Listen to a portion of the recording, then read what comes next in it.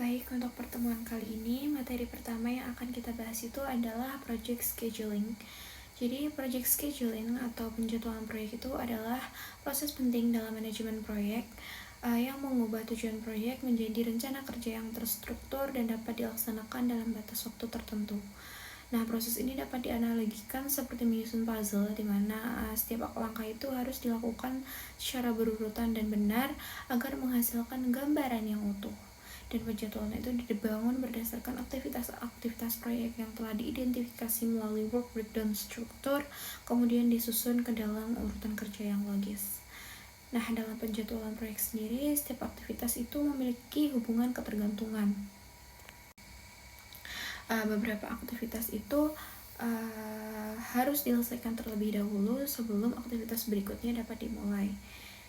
Nah, hubungan ini divisualisasikan melalui network diagram, yaitu diagram yang menunjukkan urutan aktivitas serta hubungan logis antar tugas. Diagram jaringan dapat disusun secara serial atau berurutan maupun paralel, sehingga memungkinkan beberapa aktivitas itu dilakukan secara bersamaan untuk meningkatkan efisiensi waktu. Nah, penyusunan jaringan aktivitas itu memberikan banyak manfaat bagi proyek. Jaringan itu membantu menunjukkan keterkaitan antar tugas, memperlancar komunikasi antar anggota tim, memudahkan pengalokasian sumber daya, mengidentifikasi aktivitas kritis yang harus selesai tepat waktu, menentukan perkiraan waktu penyelesaian proyek, menetapkan kapan setiap aktivitas itu harus dimulai dan diakhiri, serta menunjukkan aktivitas yang membutuhkan koordinasi tinggi. Dengan demikian, penjadwalan proyek itu menjadi dasar penting untuk memastikan proyek dapat diselesaikan secara efektif, efisien, dan tepat waktu. Materi yang kedua adalah case scheduling terminology. Jadi setiap profesi itu memiliki jargon dan terminologi uniknya sendiri. Dalam penjadwalan proyek sendiri, sejumlah istilah khusus umum digunakan sehingga memerlukan definisi yang spesifik. Contoh yang pertama itu adalah scope. Ini isi pekerjaan dan hasil dari suatu proyek atau komponen proyek. Lalu ada juga work breakdown struktur. Ini aktivitas yang berorientasi pada tugas yang mengorganisasi, mendefinisikan, dan menampilkan secara grafis seluruh pekerjaan yang harus diselesaikan untuk mencapai tujuan akhir suatu proyek. Lalu ada work package, ini hasil kerja pada tingkat paling rendah dari work breakdown struktur, yang merupakan elemen pekerjaan yang dilakukan selama pelaksanaan proyek. Lalu ada project network diagram. Ini adalah setiap tampilan skematis dari hubungan logis antar aktivitas proyek. Lalu ada path, ini urutan aktivitas yang ditentukan oleh logika jaringan proyek. Lalu event, ini titik ketika suatu aktivitas itu dimulai atau diselesaikan. Lalu yang selanjutnya ada node. Ini adalah salah satu titik penentu dalam suatu jaringan. Ini titik pertemuan yang dihubungkan dengan sebagian atau seluruh titik lainnya melalui garis ketergantungan. Lalu yang selanjutnya adalah predecessor. Ini aktivitas yang harus diselesaikan terlebih dahulu sebelum dimulainya aktivitas berikutnya dalam jaringan. Lalu ada successor. Ini adalah aktivitas yang tidak dapat dimulai sampai aktivitas sebelumnya itu selesai. Jadi aktivitas ini itu mengikuti tugas pendahulu. Lalu ada early start date. Ini adalah tanggal paling awal yang memungkinkan bagian aktivitas yang belum selesai dapat dimulai. Nah, ini berdasarkan logika jaringan dan batasan jadwal yang ada. Lalu ada late start date. Ini tanggal paling akhir suatu aktivitas itu dapat dimulai tanpa menunda suatu milestone tertentu. Nah, ini biasanya adalah tanggal penyelesaian proyek. Lalu yang selanjutnya ada merge activity. Jadi ini aktivitas yang memiliki dua atau lebih aktivitas pendahulu langsung. Aktivitas penghubungan ini dapat ditemukan dengan melakukan forward pass melalui jaringan. Lalu ada burst activity. Ini aktivitas yang memiliki dua atau lebih aktivitas penerus langsung. Ini aktivitas pencabangan dapat dibentukkan dengan melakukan backward pass melalui jaringan. Lalu ada float, ini jumlah waktu suatu aktivitas dapat ditunda dari tanggal mulai paling awal tanpa menunda penyelesaian proyek. Dan yang selanjutnya ada critical path. Ini tuh jalur dalam proyek yang dengan durasi paling panjang. Jalur kritis itu dapat berubah dari waktu ke waktu ketika aktivitas diselesaikan lebih cepat atau lebih lambat dari jadwal.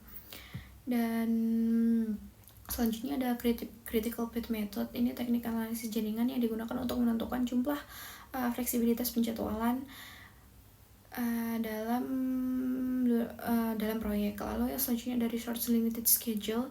Ini jadwal proyek yang tanggal mulai dan tanggal selesainya mencerminkan ketersediaan sumber daya yang diharapkan.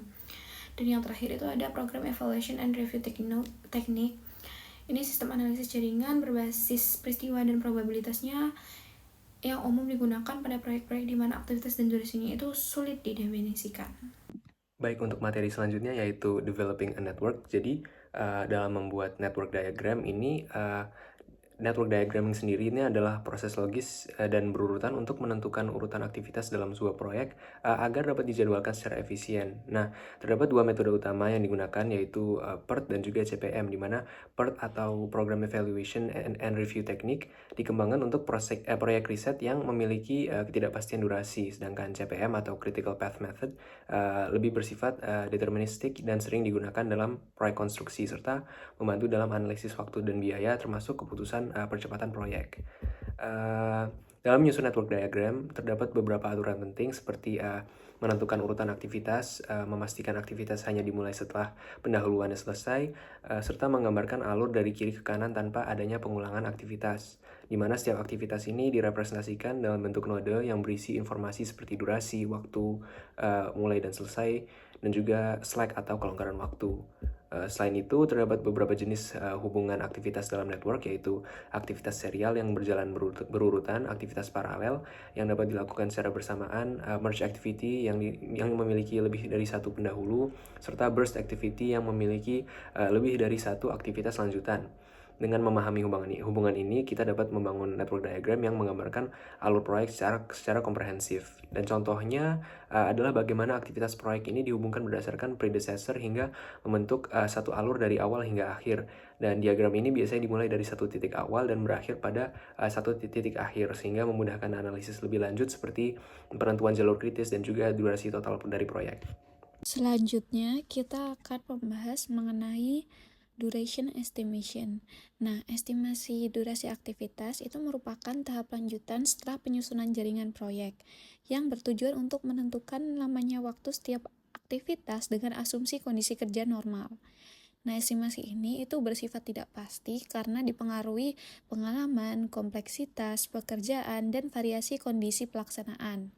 Sehingga rentang waktunya itu dapat berbeda dari jam hingga minggu tergantung skala proyek. Nah, untuk dasar estimasi durasi aktivitas ini didasarkan pada asumsi metode kerja standar dan jam kerja normal, serta dipengaruhi oleh pengalaman sebelumnya dan tingkat familiaritas terhadap pekerjaan. Namun, durasinya itu tidak pernah sepenuhnya pasti karena setiap aktivitas itu memiliki unsur ketidakpastian yang melekat. Kemudian untuk metode estimasi durasinya. Jadi terdapat beberapa pendekatan utama dalam memperkirakan durasi aktivitas, yaitu yang pertama menggunakan pengalaman historis proyek yang sejenis, kemudian memanfaatkan pendapat ahli yang memahami aktivitas terkait, serta pendekatan matematis yang lebih objektif melalui analisis probabilitas.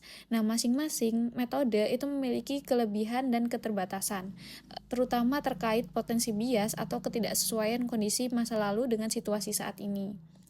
Kemudian untuk pendekatan deterministik dan probabilistik. Nah, estimasi itu dapat dilakukan secara deterministik, yaitu menganggap durasi dapat diprediksi secara pasti, atau secara probabilistik, yaitu mengakui adanya variasi waktu penyelesaian. Nah, pendekatan probabilistik itu lebih relevan untuk aktivitas yang kompleks atau belum pernah dilakukan, karena mempertimbangkan kemungkinan variasi durasi. Kemudian untuk parameter estimasi probabilistik, itu dalam pendekatan probabilistik, itu digunakan 3 parameter utama, yaitu yang pertama ada waktu optimistis, yaitu kondisi terbaik, kemudian waktu paling mungkin, yaitu kondisi normal, serta waktu pesimistis, yaitu kondisi terburuk. Nah, ketiga nilai ini itu biasanya digunakan untuk menggambarkan rentang kemungkinan durasi aktivitas berdasarkan tingkat ketidakpastian yang ada. Nah, kemudian ada distribusi probabilitas durasi. Nah, estimasi durasi itu dapat mengikuti distribusi normal atau beta.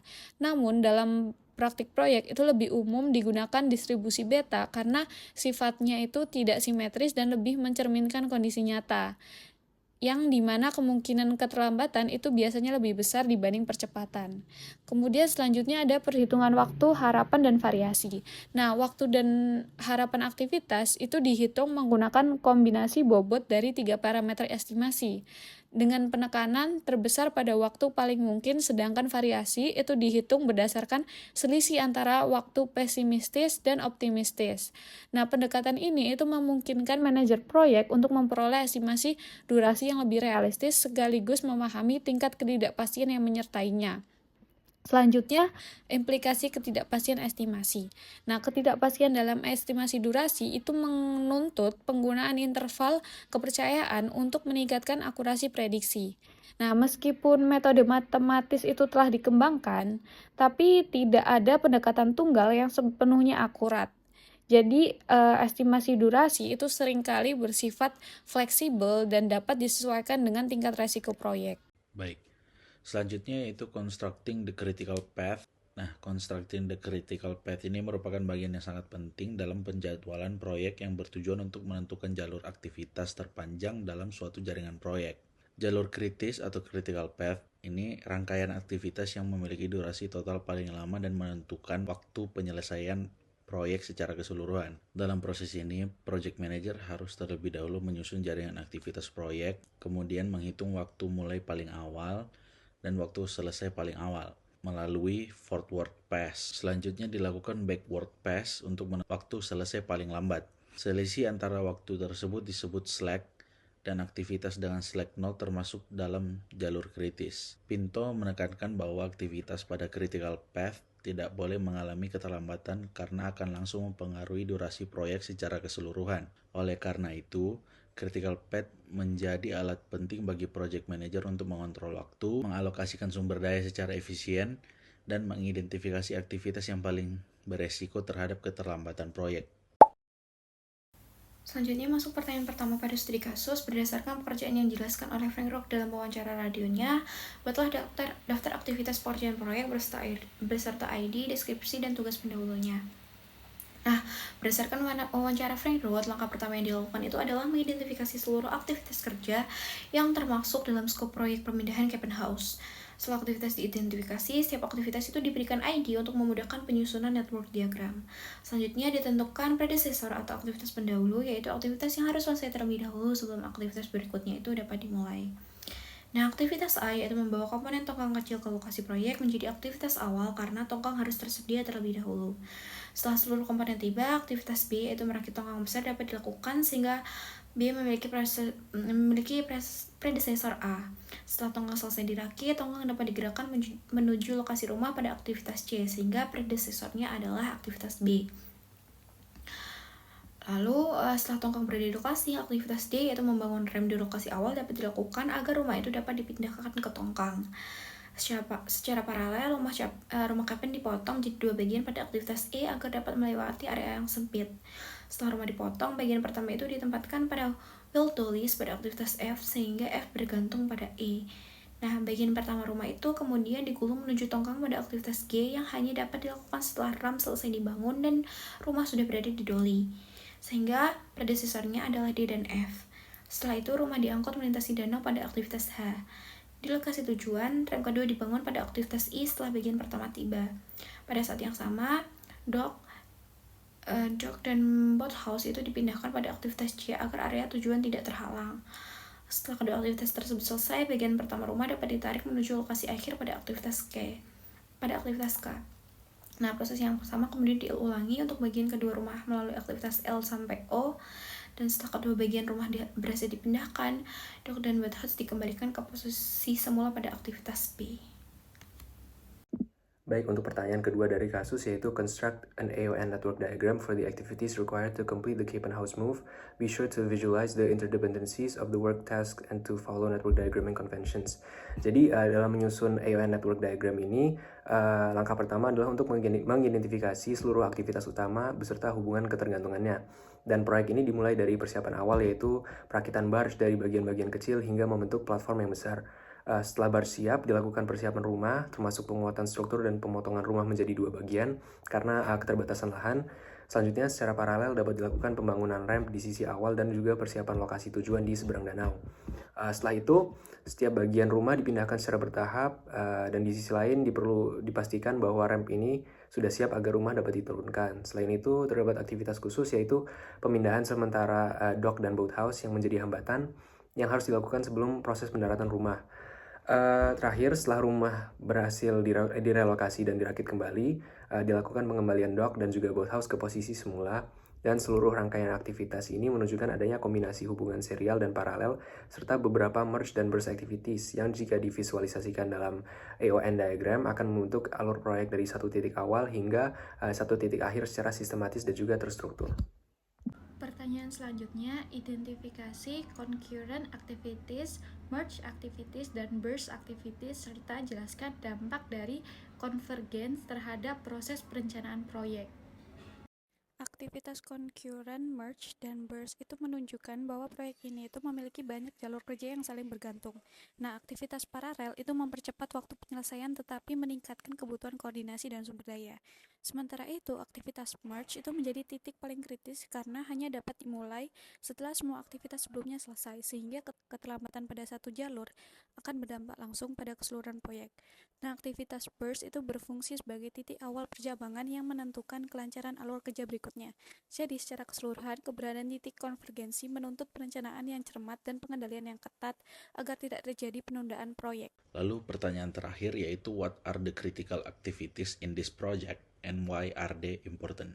Nah, menurut kelompok kami, aktivitas kritis dalam proyek ini adalah aktivitas-aktivitas yang berada pada jalur kritis, yaitu rangkaian pekerjaan yang menentukan total durasi proyek dan memiliki slack nol. Aktivitas ini penting karena setiap keterlambatan yang terjadi pada salah satu aktivitas tersebut akan langsung menyebabkan keterlambatan keseluruhan proyek.